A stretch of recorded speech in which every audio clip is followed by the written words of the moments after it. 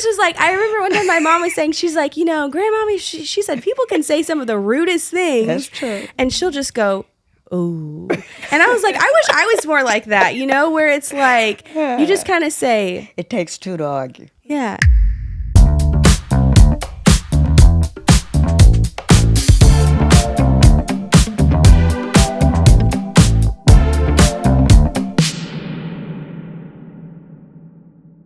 Hey guys, welcome back to this episode of Tell Me About It. But wait, it gets better. Today we're at my grandmommy's house where I've literally had so many holidays, like since I was born, so many memories, so many laughs, cries, just so much stuff has happened, so much really good food because my grandmommy can cook so good. And today I'm so thankful that we get to be back here just to hear some of the amazing miracles that God has done in her life. She's been blessed to be here almost 82 years, and God has been so faithful and has given her so much joy no matter what circumstances she's had to go through. She has 6 kids. How many grandchildren are there? 18 grands and 8 great-grands. Wow. And I remember when you said you had, there was 4 great-grandchildren at the time, and I said, it's so amazing, that you have gotten to see 4 of your great-grandchildren. And I remember what you said to me. You said, I prayed for that. You said, I prayed, and I said, God, please, not just my grandchildren, but can you give me time with my great-grandchildren? Yes. And he's listened, and now you have twice that. You have 8 now, which is amazing. Soon be 9. Soon to be 9. That's right. Yes. Okay, we're so excited to hear all about your life, but first we're going to ask you some fun questions, okay? Okay. So when it comes to fashion trends, what are some fashion trends you see today that you think are just so weird? You're just like, ew, why do people do that? Well, we didn't wear all this stomach showing and shorts, like panties almost. Yeah. And when I was in school, we didn't wear pants. That's crazy. We wore skirts, blouses, dresses. Oh, wow. Mm-hmm. So around what age were you like, oh, okay, I'm going to wear pants, like normal? Yeah. That was normal.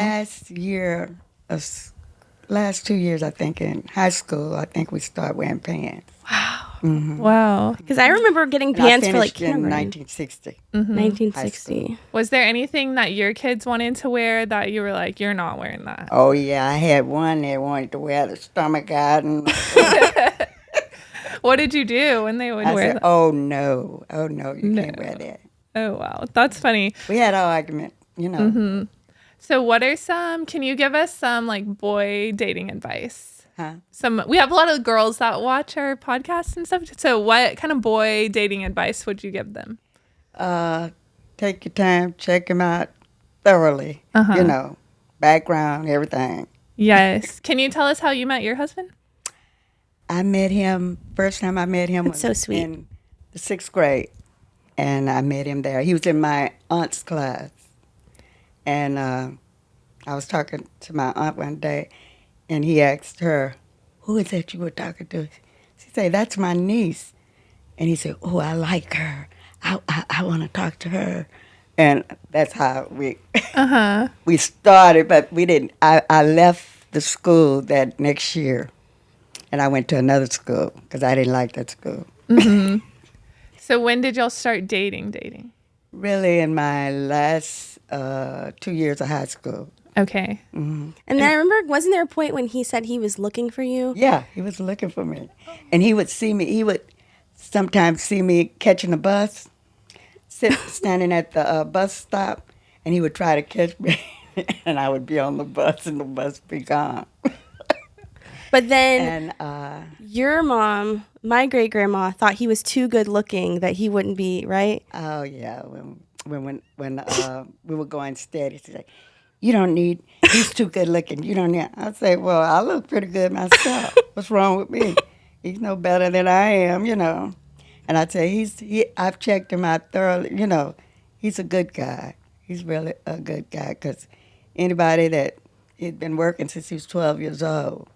Mm-hmm. Oh, wow. Yeah, he was a hard worker. He was a hard worker. Oh, wow. Because he was from a family of 10. Mm-hmm. It's crazy. He was a 3rd child. I'm a 3rd child. Oh, that's sweet. We both 3rd. I didn't realize that. It's so sweet.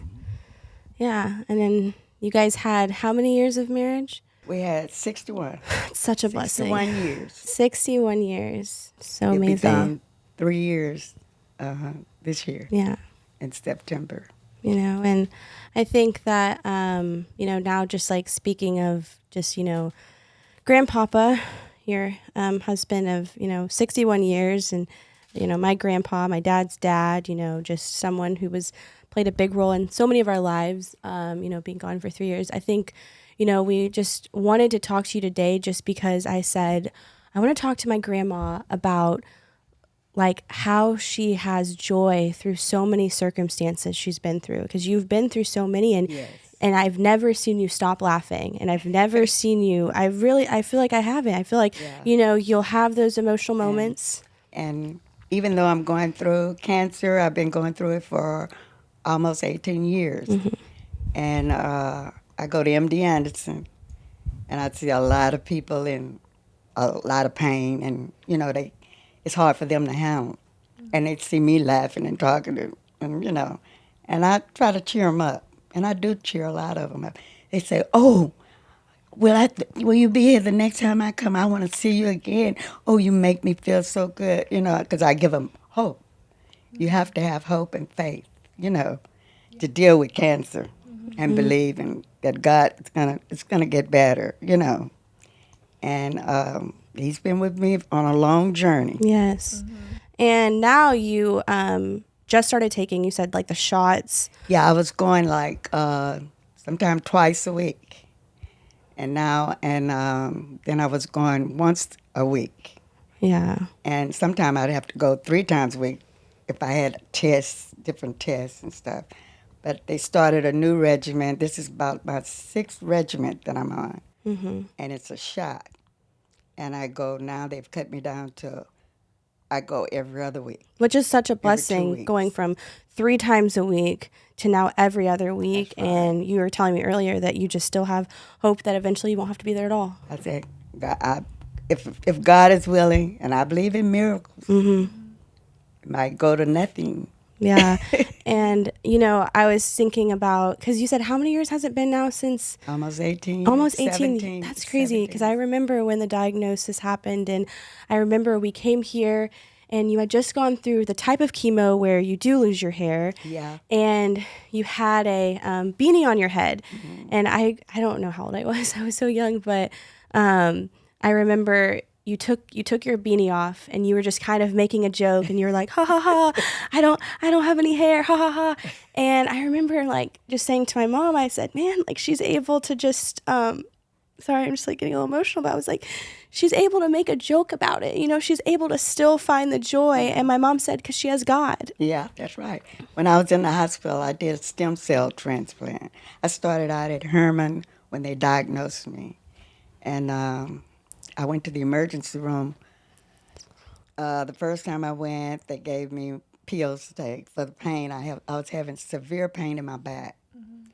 And I went to Herman Emergency, and they gave me the pills. It didn't work, but a few days, it was right back.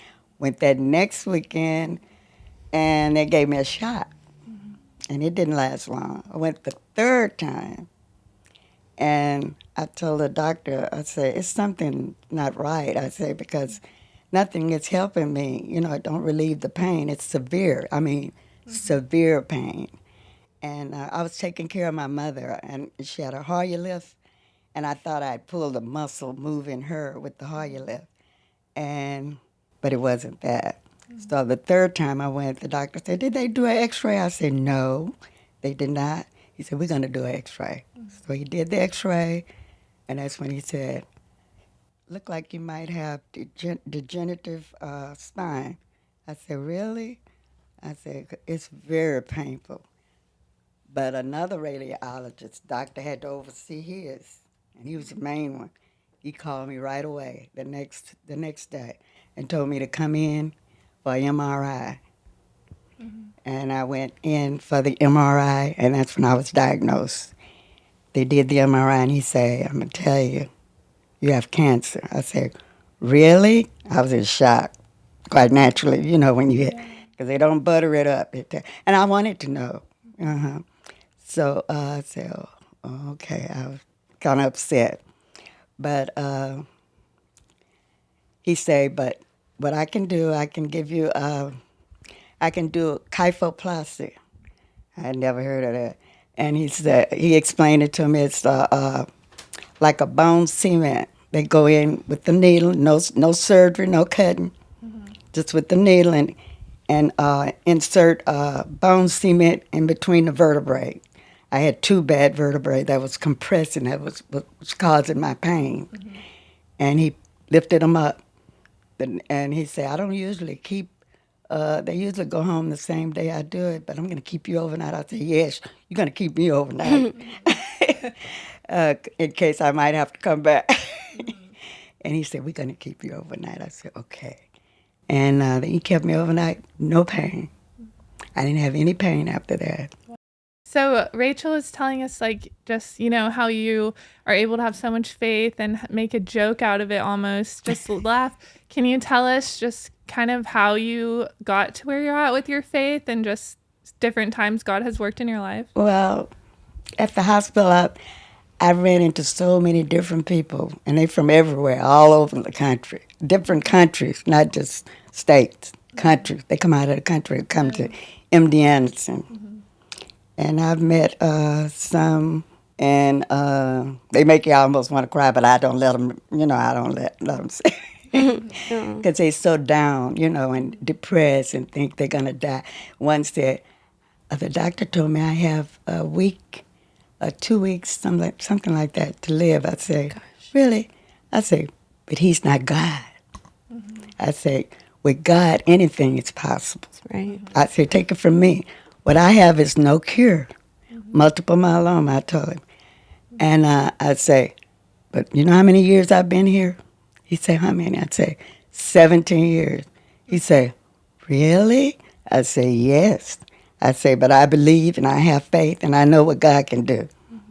Wow. And what he do for me, he can do for you. Yes. Okay, well, where did this faith come from? Like, where did it start? I was a little girl. I was in, I was born Baptist, but I changed over to Catholic with my husband.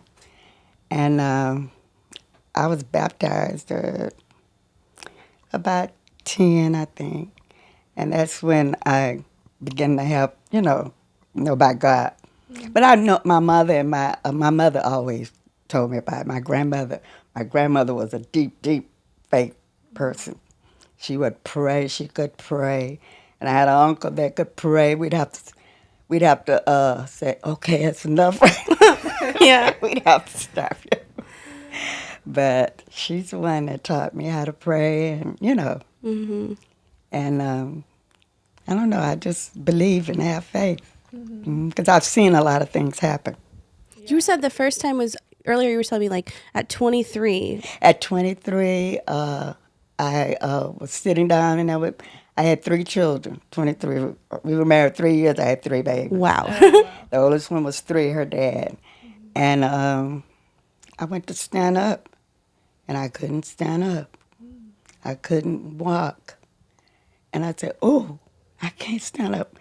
And Melissa was the baby. She was toddling, and she was running around. And I needed to change her, and I said, "Key, go across." My husband was at work, and I said, "Go across to the neighbor and tell her to come here." So he went and got the neighbor, and she came, and she called my husband for me and told us, and he came right away. And I went to the emergency. He had to carry me. Oh, wow. I couldn't even walk. I could not walk. Couldn't stand up. This happened all at once. And I went to the emergency. Went to Herman Emergency first. He was laid off from his job, and he was working at another job, temporary, till they called him back to his regular job. And we went to Herman Emergency, and they checked me out some, x-rayed, and then said, well, we didn't have the insurance when you laid off. In those days, time, when you were laid off, you didn't have insurance. Oh, wow. So, and they told, well, you can go to the professional building tomorrow. I said, huh? And they didn't want to wait on me. So I told my husband, take me over there to Bentab. Take me to the Bentab emergency. Took me there. They took me right in, told them what was going on. They waited on me right away, admitted me right away, got me a room right away, started tests, and they found out right away what was wrong with me. I had rheumatic fever. Oh, okay. And I couldn't walk. And I was in the hospital for 2 weeks. And mostly, guess what? They gave me antibiotics and aspirin. Aspirin. Wow. Aspirin is something with God's help. Because I prayed, I said, Lord, please don't take me. I don't want to go. I want to be here with my children, you know, because I didn't know what was going on, you know. And it was scary. So I got over that and came home, and I had to get shots for the rheumatic, because I was getting strep throat. That's what caused the rheumatic fever. I was getting strep throat often. Oh, okay. And when you have little children, you can contact it easy. So the doctor told me, as long as you have little children, you're going to have to get the bicillin shot. That's a shot in your hip. I had to get it once every month, and it was very painful. It's the strongest, thickest antibiotic they have, and that's why they put it in your hip, and they had to rotate, do it in this one, next month that one. Yeah. I did that for so many years until Karen and Kevin were in elementary. I mean, that was like, I'm trying to count how many years it was. It was like almost 15 years. Oh, I was going to get shots. Yes. And then tell us, you said, you were telling us in there's a time where you're like, I saw this light. Oh, yes. And I was asking And another God. time, okay, I was pregnant, and my husband worked nights then, and all the children were asleep, and I went to the restroom, and I saw all this blood. I was pregnant, and I knew I was having a miscarriage. I never had one before, and it scared me. And we didn't have a telephone. I had to walk down the street and call my husband, and I called my father-in-law, my mother. I was calling everybody because I was scared, you know. So the first one was my father-in-law, and he said, "You got to go to the emergency right away." I said, "But I got to find my card. I can't find my." He said, "Damn that card." And he picked me up and put me in the car, and then my husband was there, my mom was there, all of them were there. But he had put me in the car in the back on the seat, and I was getting weak, real weak, because there was a lot of blood. I had never seen that much. It was scary. And on the way, he took me on the way to the hospital. I felt real relaxed and good, and all at once I saw white. You know, I blacked out, and I just saw white. And I said, "Lord, please don't take me. Now I want to raise my own children. I don't want nobody else to raise my children." Next thing I know, I was in the I was they had done the surgery, you know, with clean you out and everything, and I was in the room. I was feeling good then, but I blacked out. Yeah. Yeah, that was scary. I saw white, you know, just white, but I felt real good. No pain, no nothing. I think one thing that's like so inspiring about you, Grandmommy, is that you remember a lot of the prayers that were answered. And I think so often it can be easy for people to forget. It's like once the prayer's answered, they forget. And like, No, I don't forget. Yeah. I don't forget nothing God did for me. And I think that's such He made a way out of no way for us sometimes. yeah. Really. Yeah. And we were so blessed because my husband would get laid off and he'd go get a job right the next day. That's something. Yeah, because it takes a lot of people months to That's find right. another job. That's right. He would get a job right away, but he was a hard worker. Yes. He was a good man, really. Yes. Good daddy, a good husband. Yes. And you told us this story you had about Karen. You said she was a miracle. Oh, yeah. She's a miracle baby. So this is your She is the youngest, right? I know she's a twin. Yeah, but Kevin, they're like 2.5 minutes apart. She's the oldest. Oh, she's the older one. Okay. I guess I just sometimes think when I think boys are older. I don't know. Yeah, usually it's the boy. I don't know, because he would be, I don't know. So they're twins? Yes, so they're my aunt and uncle. They're the youngest. 2.5 minutes apart. 2.5. Was it a And C-section? they were born like 3 weeks early. Was it a C-section? No. Oh. I had all my babies What? natural. Natural, no pain medicine? That's crazy. With very little. She had not a C-section with twins? That's crazy. I didn't realize you had a vaginal birth with twins. That's right. Oh my gosh, because nowadays they And act like say it's it was impossible. a miracle birth. It was a Yeah. miracle birth because very seldom they usually have to cut you. My aunt had twins. She had to do cesarean because one usually crossways. But I had so much movement. I was in so much pain. 2.5 hours I was in labor. Oh. But that was the hardest 2.5 hours I ever had.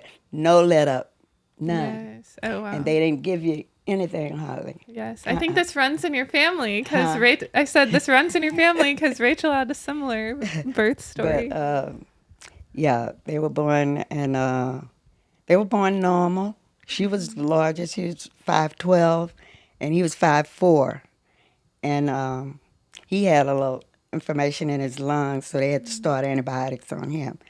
And she was okay, but they wanted to keep him because they were like preemies. Because they're more delicate than regular single baby, when they're twins. So they kept them the 4th day. They let me go home that morning, and they were doing okay. But they had to keep them. And at about 12 o'clock, I'll never forget it, they called me and told me that Karen had contacted bacterial meningitis. I said, huh? She was all right when I left.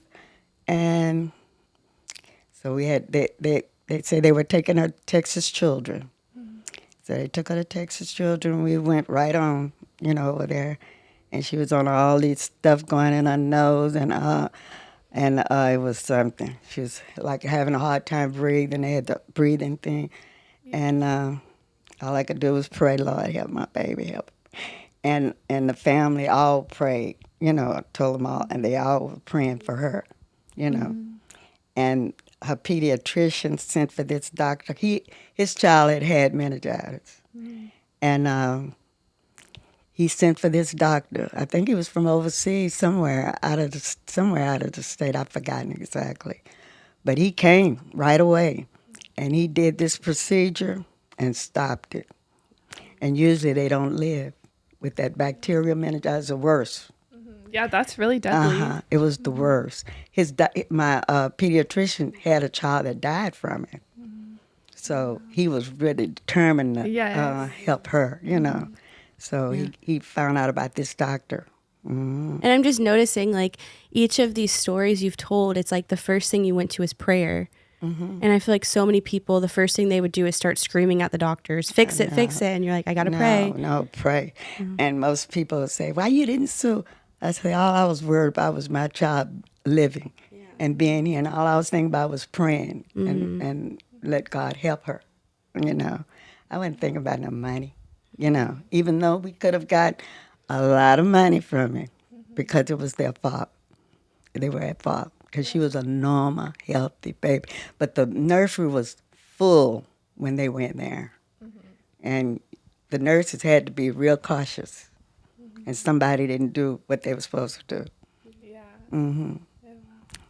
Yeah. So what kind of advice would you maybe give someone who is newer in their faith? Like, how are you so faithful just through all of these hard things? Like, what kind of advice would you tell someone who's going through something hard, but maybe they're not as strong as you? I would just say they need to read the Bible and pray and know it's a God there. Know it's a God here. Look around. That's all you have to do. Look around and know it's a God. Man can't make a tree. Man can't make nothing. He can get a seed, grow another one, and he can't make us. Yes, I agree. And so now, like, with Grandpapa, I mean, the person you've been closest to, like, most of your life, and, you've actually, my great-grandma, which is your mom, Grandpapa, just you have lost many people in your lives, and what has God taught you through that? And how has he shown up in beautiful ways through such hard moments? Well, I just pray to ask him to help me to get through it, because I know it's like when when someone leave close to you, you never get over it. It's like a part of you is gone. It's missing, but he helps you to deal with it, and go on and know it's going to be better. Were there any things, maybe like just God winks or moments of hope that God gave you in these moments of losing some of the people closest to you? A what? Like, were there any moments where like God just like really like showed up in a like, oh wow, that was from God, like just a moment of hope whenever like Grandpapa passed away or that was hard. That was the hardest one. Because we've been married most of my life. I was married 18 years and 61 years. We were married 61 years. And I left my mom at 18. Oh, wow. Mm-hmm. So it was like a part of me I wanted to go with him. Yeah. Yeah. But I knew, and then I'd say, it's not my turn. Mm-hmm. God is leaving me here for a reason. And I see it every day. I see it. I see it through MD Anderson and other people that I talk to. I ride Metrolift, to the dock for my appointments. And I meet a lot of people on the bus and the driver, too. Mm-hmm. And I don't know why they feel free to tell me everything, Mm-hmm. And I make them feel better.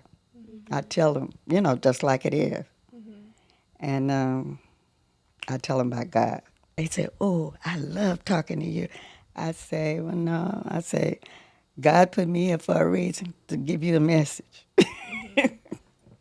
It just makes me think of the scripture, the joy of the Lord is my strength. Huh? The joy of the Lord is my strength. I feel like that's what you are walking example of. I think God is leaving me here to, spread the word, to help some people along the way. And I always ask him, let me help someone along the way as I live, And if I can get one person, that's right. Happy. Even just one person. And I think what just even shows even more like about your faith in God and how genuine it is that you don't have just this perfect life where there's no hardships or there's nothing, but you're still not just thinking about yourself. No. And, when the Bible does say it's like, love your neighbor as yourself, put yourself in their shoes, that's right. Treat that, it's like to put others before yourself and you will have joy. And And I feel like that's what I your helped a lot example. of people too, I don't mind sharing anything. Yeah, it sounds like you're saying like it's not my time yet, and no, God has given you like a ministry through that. That's true. At that hospital. That's true. I believe it. Mm-hmm. That's just so inspiring and such just a good reminder of like, it's like what you've been through, Grandmommy, and you're still like, I'm here to help other people. That's right. And you could choose to be the person that's like, it's about me now. Everybody just help me. Be angry. Yeah, and be a lot of them are angry with God. Why he got me going through this. I could have been like that, but I wasn't. He sends us through things sometimes to be better and to help somebody. Mm-hmm. And I think, like you said, you said your time's not here yet, meaning this isn't we have an eternal home in heaven, right? And so your time here is for a purpose. That's true. And this is one of your purposes around just getting to share here on our podcast, which we're like so thankful for that. I was thinking that, you've lived almost 82 years. Right. And so you've seen a lot. You have wisdom that only you can gain from being here for 82 years. There's different types of wisdom. Going to school gives you wisdom, but there's a certain type of wisdom you only get for the length you've been here. Mm-hmm. And so I just wanted to ask you, what are some things you would say that if, like, two questions. First question is, what is something you wish you could tell your younger self? My younger self? I was a pretty good child. I wasn't the type to sass my mother, even though I would say things under my breath where she couldn't hear. But I never sassed it. I never talked back, And But something like if there were things that you stressed about too much or things that you worried about. Well, when my mom and dad got divorced, that really did something to me. I really did. It was like I didn't care about anything anymore, you know.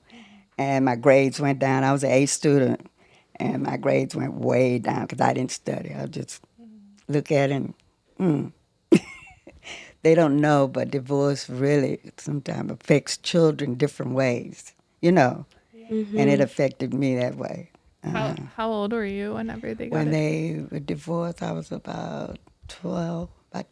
And that was pretty rare. Huh? That was very rare, right? What? For divorce back then. Yeah. So yeah. you probably felt like you were one of the, I felt like I was, I don't know. like an outsider in that way. Alone, like I, you know. You couldn't relate to other kids because it Yeah, wasn't common, especially right? the ones that had both parents, you know. But my mother, she tried to make it easy, you know. Right, right. And it was hard for her being a single parent. And so looking back like on that and stuff, what are things you wish you could tell your younger self? Like just some of the things you went through, or you said you were angry or you didn't. Like, is there anything that like now that you've grown and you're older and you have more wisdom that you're like, I would tell my younger self this with the wisdom I have now. This Well, is what I would have, I could tell myself I shouldn't have just given up and not care about my grades. I should have kept them up regardless. You know, you don't give up that way. Because, you know, God is there to help you through anything, you know, anything you're going through, God will help you. All you have to do is ask. Yeah. And it's like you basically, I didn't go to him. yeah. I was just trying to handle it myself. And you can't handle anything by yourself. You got to have God in your corner. That's right. And I even, again, it's like what you said about the doctor, where it's like, he's a doctor, but he's not God. That's right. I Oh, love and this that. is what my thing at MD Anderson, they all know me. If you mention my name at MD Anderson, they know me. At all the MD Anderson. I go to one on Katy and the one in the medical center. All you have to do is say, Miss Malonson. They always, how you, Miss Malonson? I said, I'm blessed, and so are you. We're blessed. We woke up this morning. They know me. That's my saying. That's my motto every time. You know, my mom one time, I mean, my mom's been like, my mom and my dad have come with you so many times, but one time my mom came and they stayed with, you know, sometimes you get dropped off. Yeah. And she told me, she said, you know, Everybody comes running she that said way, don't she makes their days at the hospital. She said that you're always just like laughing. Like she's Yeah. literally the one like joking, making jokes. And it's just, I Yeah. mean, it's just such a testimony have 'em of laugh. joy. And the Lord is your strength, because people are moping going to the grocery store, you know, people are Yeah. moping going to school that they have the privilege, little thing. you know, and you are literally going to get chemo, yet you see it as a mission field. That's true. I do. And I think that And I it's, look at them like family now. They're my family. That's what I tell them. I say, you know what? I say, I thank God first, but I thank God for giving, for y'all being the nurses and the doctors and all of you for having the knowledge to help me. I say, but I always put him first. That's so sweet. And they love that. They say, oh, Miss Malonson. and one thing that's like kind of like a fun personality trait of yours, I was telling Kylie about it, is that when people can say some like an insult or something that's like rude, and a lot of times people will, you know, bark will. back at them, They and will. but do you know what you do? What? Do you know what you do? What? What you just say? You just go, ooh. Yeah, that's my thing. Yeah. And I think I just was like, I remember one time my mom was saying, she's like, you know, Grandmommy, she said people can say some of the rudest things. That's true. And she'll just go, ooh. And I was like, I wish I was more like that, you know, where it's like, you just kind of say, It takes two to argue. yeah. And if one is calm, eventually the other one will stop because they can't argue by themselves. Think about that. Yeah. And I think that's another like strength you have in Christ is just being slow to anger, which the Bible does talk about that. I don't like drama. And so what is something like, you know, people like our age, people in their 20s, you know, what is something like you see us just like, like maybe not necessarily like us, but just people in our generation that are so caught up in that you're like, that doesn't matter? Like, what are some things? Yeah, a lot of them I know because I ride with a lot of people. And a lot of them are caught up into money and things. And that's not everything. I say, you know what? I probably could have been rich. But I always pray, this prayer I prayed, I say, Lord, I don't want to be rich. I just want to be able to live good and have extra money to enjoy and be able to take care of our family. That's what I want, for us to live comfortable, you know. But I never prayed to be rich. Like Yeah. some people What do you- pray to be rich. What do you think has been the thing that is the real like richness to you throughout life? Richness is having a family, a good family, loving your family loving you, and caring and forgiving and loving and forgiving. You know, this is what God wants us to love, to forgive, no matter what. But a lot of people have a hard time doing it. And I talk to mine all the time. You gotta love. If you expect for God to love you and forgive you, and you can't forgive anybody, how you expect for Him to forgive you? Right. I think it would be cool. I know like a lot of people get to pour into other people, but they don't always get to see kind of the result of that. You just hope it helped them. But I think like you really have helped Rachel, and I'd love to know, like, Rachel, just some of the lessons that you've learned from your grandmommy, just from watching her life and being around her and talking to her. So that way you can know like Yeah. at least one person that you Yeah, helped. and I'm glad I do help. Oh, you really do. And I think the biggest thing is like there's no excuse to not have joy. Like being reminded of the things that you do go through. I feel like there's no excuse. You don't prey on that, you know what I mean? You don't set your soul on that, you know. You put that behind you and just go forward, you know, and know that God loves you and things are going to get better no matter how bad they are. Right. Because we've been through some thick and thin. Take it from me. That's why I say I know what God can do. And all I do is get on my knees and pray. And it would get better every time. And I And think it might not be exactly when you want it, but it always was on time. Always. yeah. And I think even like more to your like question, just I think like even just like, my grandma doesn't judge, and she doesn't No, meet and I- she doesn't meet a stranger. She's never met a stranger, and there's she's not gonna give someone a side eye like, oh, we don't talk to you, and I just believe that it's like finding joy through the hard times things she goes through, and then also just loving anybody and welcoming anyone, and her door is like open, like she's like, you're welcome. Yes. Come eat some food. I mean, through everything she has been through, she has cooked so many meals, having cancer, after losing many loved ones, having to have like knee surgery, having pain, she's still the one that wants to cook for people, wants to serve them. And I feel like it's just reminding me even now, just there's no excuse, it's like life is never going to be convenient enough. There can always be something, but just seeing you Not here. going to be perfect. Yeah, it's just a reminder. It's like I'm just like, man, like I just am going to think about you tomorrow. And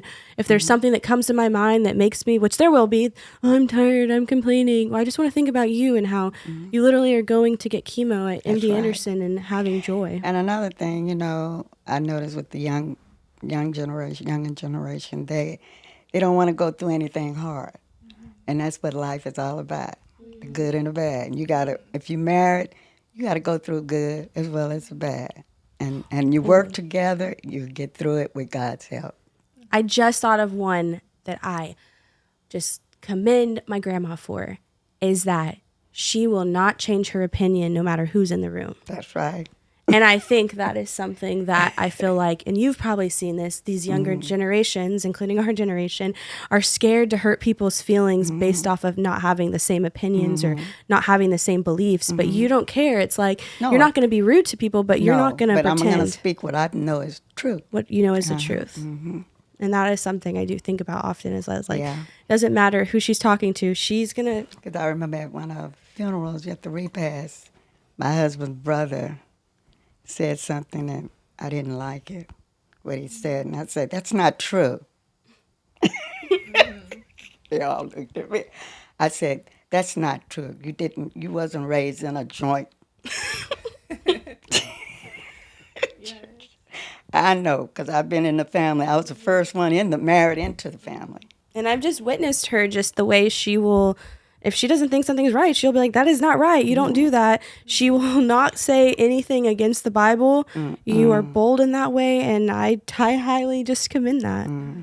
And so I think those are just such great qualities, and it's so cool to see y'all's relationship. You know, I didn't really grow up with a grandmother, so this is just. You didn't have a, Well, they just passed away before. Yeah, so it's sorry. It's okay. It's I'll like be your grandma. yeah. yes, I know, she that's needs her seafood gumbo. That's what she yes, needs. I love gumbo. Yes, I do need that. You And had my crawfish gumbo? etouffee. I No, haven't had she it. needs to. Yeah, I need to have it. She'll- Yeah, next we do time- it every Christmas. She can Okay. freeze you some and Okay. crawfish etouffee and everything. Yes. She makes all the good foods. I love Cajun food. Yeah. So, everything amazing and stuff. So well, is there anything else you want to talk to us about, or anything else you're like, people need to know yes, this? or anything that you're just like, man, if this was the one thing I got to share with people, I would want them to know this. Or do you feel like you've already shared it? I mean, Yeah, I like the people, MD Anderson. I always try to give them faith and hope, because a lot of them are so down on themselves, And I say, you got to love yourself, and you got to love God first and then love yourself.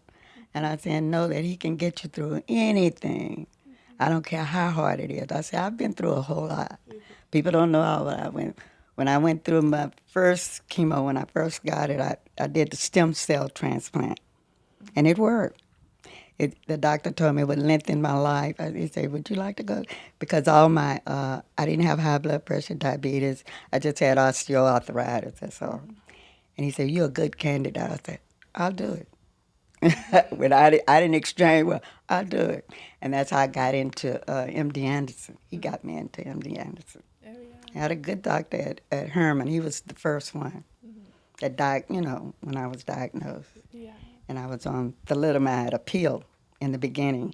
I was on a pill. I had to take a pill every night. Mm-hmm. Yeah, I think it's like you're saying how you said you notice that younger people don't want to go through hard things. No, they want everything to be good, and if things get hard, then they're ready to back out. Mm-hmm. And that's not a good thing. Yeah, and I think And when you marry, it's for better, for worse, sickness, and 61 years for you. till death do you part. Mm-hmm. And that's what it's all about. Yeah, I think that you're... And they forget those vows. Yes, I know. They do. When they get sick, some of them want to leave.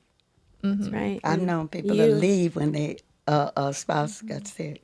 Yeah, I think you're just a testament of that, of how even, we want to avoid suffering, but a lot of times, like in the suffering, that's when we grow closer to God. That's right. We have to lean on him so Got much. to. So I feel like you just show that so much, and it's just cool to see, because I do think that's a big part of why we wanted to do this podcast was because we wanted to show people being faithful where they're at, and it's not always a glamorous place. That's and right. It's just like you can be faithful and lean on God. Gotta take the good with the bad. Yeah, it's wherever He puts you. So I feel like you're just such a testament of that, and your story is just really powerful. Yeah. God is good all the time. Yeah. No matter what you're going through, no matter how I hurt, sometimes I still don't give up on it. Never give up. A lot of people give up and they gone. I've seen it happen. Thank you so much, Grandmommy. Okay. Just thank you for just coming on here and just sharing with us. And I needed to do this. And, Yes. I like doing it. I do it all the time. Yeah. In a I know. different way. And now it's because you're doing this, you're going to be able to help inspire me, Kylie, other people I hope so. to go out. And I think that's a challenge, is wherever And you're don't give at, up. being faithful. No matter what you're trying to do and what you want to do, you don't give up. Yeah, be I faithful. give out. I say, I tell them, I might give out, but I'm not going to give up. Yeah, I like that. That's good. Okay, well, thank you. I think this just wraps up our episode. Yeah. And we're so thankful to have Grandmommy on, Rachel's Yes. grandmother. Okay. So, okay. Love y'all. That's good. Thank you guys so much for joining us on this episode of Tell Me About It. We hope you guys were encouraged, and this was just such a beautiful reminder to be faithful wherever you're at.